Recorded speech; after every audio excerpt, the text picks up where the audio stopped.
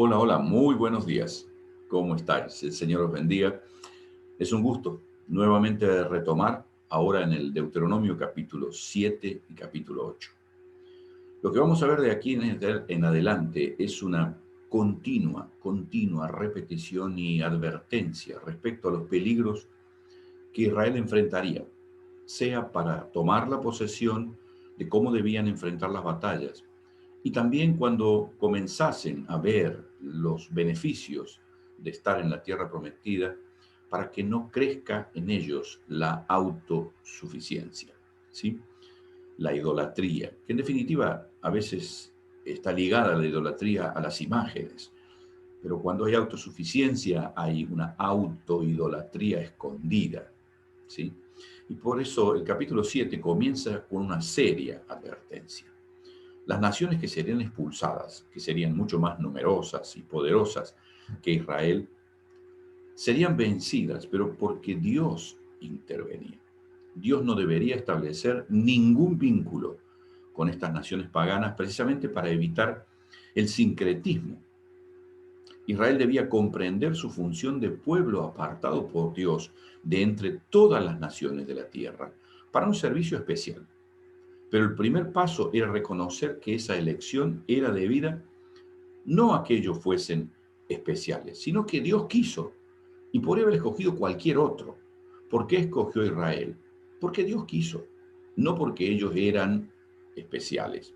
Eran especiales para Dios, pero eran igual, exactamente igual a cualquier otra nación de la tierra. Y les recuerda también en el capítulo 6 que la misericordia está disponible solo para los que cumplen el pacto y sus generaciones. Y los que le aborrecen serán destruidos, israelitas o no. Esto es muy importante entenderlo. Hay una declaración de lo que Israel debería esperar si obedecía a Dios. Dice el versículo 12 del capítulo 7.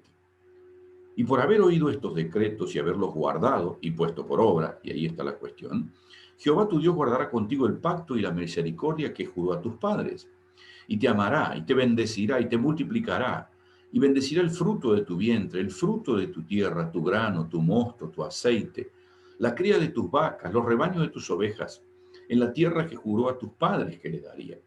Bendito serás más que todos los pueblos. No habrá en ti varón ni hembra estéril, ni en tus ganados. Y quitará Jehová de ti toda enfermedad y todas las malas plagas de Egipto que tú conoces. No las pondrás sobre ti, antes las pondrás sobre todos los que te aborrecieren. Cuando leemos estos versículos necesarios, bueno, estos versículos son los que han motivado que hagamos estos vídeos. ¿Por qué?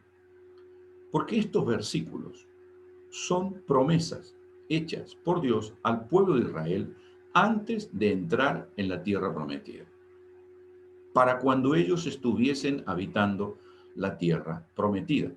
No son doctrina para el pueblo cristiano.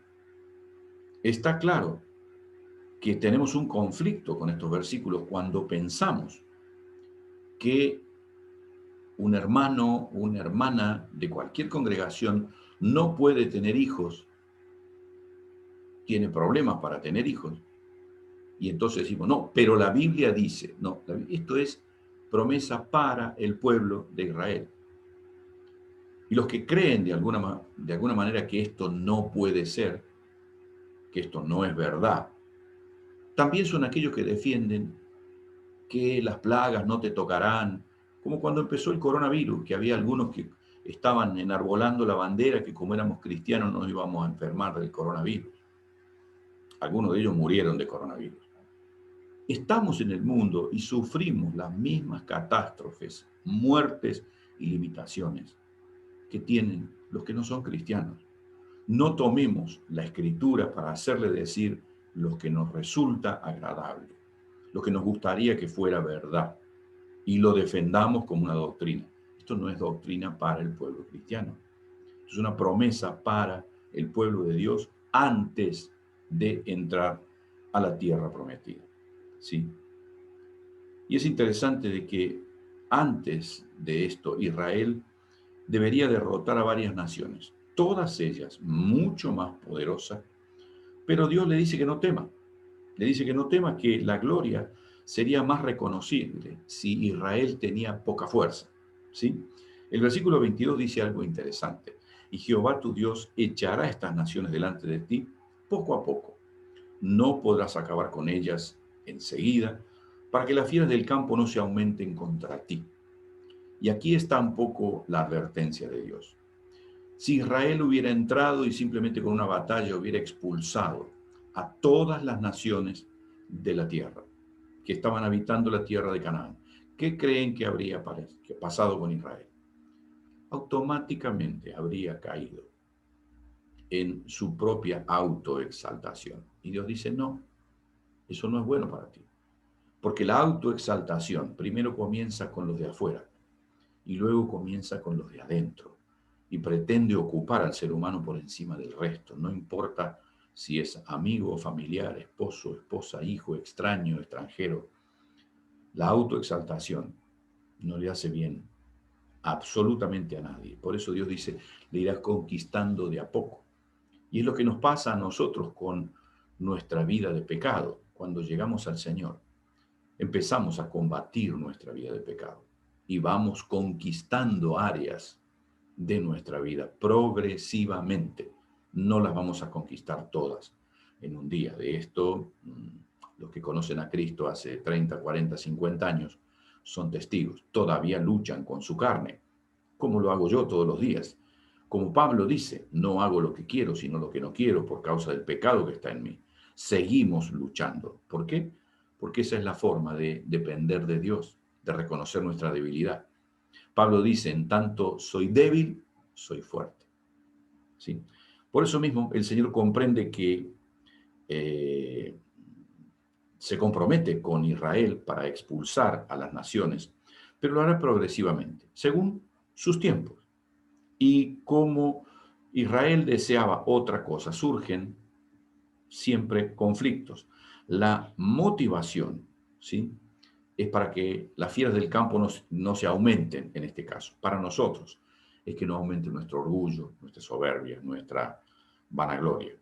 Ahora, indudablemente, cuando nosotros pensamos en esto, llevamos necesariamente el deseo de acercarnos a Dios y mantenernos en esa comunión que Dios desea que tengamos, ¿sí? En el capítulo 8 encontramos la motivación de Dios al momento que lleva a Israel al desierto. Porque uno se pregunta, ok, Dios castigó a Israel. Quiere decir que en esos 30 años, 40 años que Israel vagó por el desierto, Dios no tenía ningún propósito, simplemente los castigó y los dejó ahí. No, no, absolutamente no. La Biblia dice que cuando nosotros amamos a Dios, todo lo que nos sucede es para nuestro bien. Y aquí lo vemos. En el capítulo 8, versículo 2, dice así: te acordarás en todo el camino por donde te ha traído Jehová tu Dios estos 40 años en el desierto, para afligirte, para probarte, para que sepas lo que había en tu corazón y si habías de guardar o no sus mandamientos. Y te afligió y te hizo tener hambre y te sustentó con maná, comida que no conocías, ni tus padres la habían conocido, para hacerte conocer que no solo de pan vivirá el hombre, mas de todo lo que sale de la boca de Jehová vivirá el hombre. Es notable que esta ida al desierto tenía como objetivo que Israel supiera realmente qué había en su corazón. Y a tal punto tiene valor este pasaje, que cuando Satanás tienta a Jesús de que coma el pan, porque le dice, bueno, si tú eres hijo de Dios, di que estas piedras se transformen en pan. Y claro, Jesús hacía 40 días que no comía, tenía hambre, y él le responde a Satanás con este versículo. De allí esta enorme importancia que tiene el Deuteronomio. Dios aprovechó, entre comillas, el tiempo en que Israel estuvo en el desierto para que Israel pudiese descubrir qué había en su corazón. Y esto mismo sigue haciendo hasta hoy con nosotros, con su pueblo. ¿Por qué? Porque las crisis, las dificultades, nos ayudan a ver realmente qué hay en nuestro corazón. Si lo que escogemos lo hacemos por obediencia o porque nos queda cómodo. Yo creo que una de las cosas que Dios permite es que las pruebas tienen un propósito por detrás, ¿sí? En ambos casos, si obedecemos o si no obedecemos, la obediencia es realmente encontrarnos con que amamos a Dios. Y cuando desobedecemos, la cuestión que queda en claro es que no amamos tanto a Dios como decimos amarlo. Jesús es claro en este aspecto. Él dice, si me amáis, guardad mis mandamientos. Más claro, imposible, ¿sí? Guardar los mandamientos implica amar, ¿sí? Indudablemente en el desierto estamos solos, no queda absolutamente nadie. Son esos tiempos en los que nadie nos comprende, en los que no encontramos salida, donde solo nos quedan dos opciones. O buscamos a Dios o le damos la espalda. Y la actitud que tomemos indicará nuestro amor por Dios. Muchas veces las personas, cuando tienen conflictos, la primera actitud que se asume es me aparto de Dios, me aparto de la comunión, dejo de asistir a las reuniones, no estudio más la Biblia. Y ahí se nota claramente qué es lo que había en el corazón de esa persona. Mientras las cosas fueron como le gustó, ok, amo a Dios. Cuando las cosas se pusieron un poco mal, demuestro realmente que el amor que tengo por Dios no es tal como digo, porque abandonar el estudio de la palabra, abandonar la comunión, dejar de asistir a las reuniones, no tiene absolutamente nada que ver con amor a Dios. Y hoy en día vemos, tristemente, gente que de pronto abandonó la comunión. ¿Por qué? Y porque tiene miedo de contagiarse con el coronavirus. Pero asiste a los supermercados, asiste, sus hijos van a los colegios, eh, caminan por la calle, van a centros comerciales, van a un bar, van a un restaurante, pero dejan de congregarse porque tienen miedo de contagiarse. Y en realidad esto muestra a las claras cuál es el propósito que se sigue. Yo hago como me parece, lo que me resulta más cómodo y cuál es la cuestión. Entiendo que es un tiempo complicado, es un tiempo difícil, pero exactamente el mismo peligro que existe de contagiarse en una reunión donde se toman todas las precauciones, como lo hacemos, como lo hacen las iglesias responsables, lógicamente. Es el mismo riesgo que cometemos cuando vamos a un supermercado. Es el mismo riesgo que cometemos cuando caminamos por la calle. Es el mismo riesgo. Cuando vamos a una verdulería y compramos un tomate, no sabemos quién lo tocó antes. Llegamos a casa y nos olvidamos de lavarlo y lo comemos y comemos el virus y nos enfermamos. No digo con esto que tenemos que estar tentando, pero sí digo que tenemos que ser coherentes en este aspecto, ¿sí? Dios también le da al pueblo pruebas irrefutables de su participación en la vida de Israel durante estos 40 años. El versículo 4 dice, tu vestido nunca se envejeció sobre ti, ni el pie se te ha hinchado en estos 40 años. Imaginaos, usted tiene 5 años, 8 años, 10 años, y cuando llega a 40, todavía le andan los mismos zapatos, la misma ropa. ¿Cómo es posible? ¿Cómo es posible? Hay algo de sobrenatural, diría, ¿no? Pero esa es la verdad. Esa es la verdad. La otra alternativa, usted puede decir, bueno, no, pero se calzaban y usaban la ropa de los que iban muriendo. ¿Usted cree que alguien puede caminar con un zapato 40 años en el desierto y que una ropa puede durar 40 años? Honestamente no. Honestamente no. Dios le recuerda este milagro. La ropa crecía, el calzado también. Y nuevamente vemos cuánto Dios quiere repetir este concepto del capítulo 6 en cuanto al peligro que acarreaba la prosperidad. ¿Sí? No digas en tu corazón, mi poder y mi fuerza me han traído esta riqueza.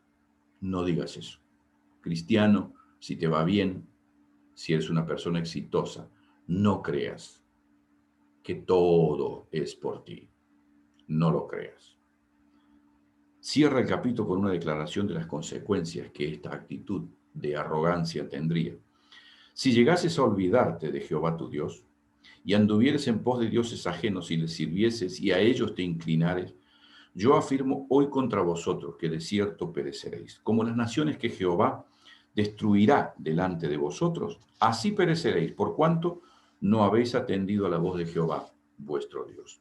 Aquí encontramos un concepto bastante difícil de asimilar para nuestra época, porque en realidad en nuestra época somos bombardeados literalmente a superarnos, a conquistar, a tener más, a ser ricos, a ser poderosos. ¿Por qué? Porque este es el espíritu de esta época. Y Dios dice, cuidado con eso. Cuidado. Dios no está en contra del progreso. Dios no está en contra de que tengamos cosas. Pero Dios sabe que todas esas cosas, aún nuestra profesión, aún nuestro negocio, puede convertirse en un Dios que ocupe un lugar tan importante que pueda desplazar a Dios de nuestro corazón. No debe ser así con nosotros, obviamente. Nos vemos mañana. El Señor os bendiga.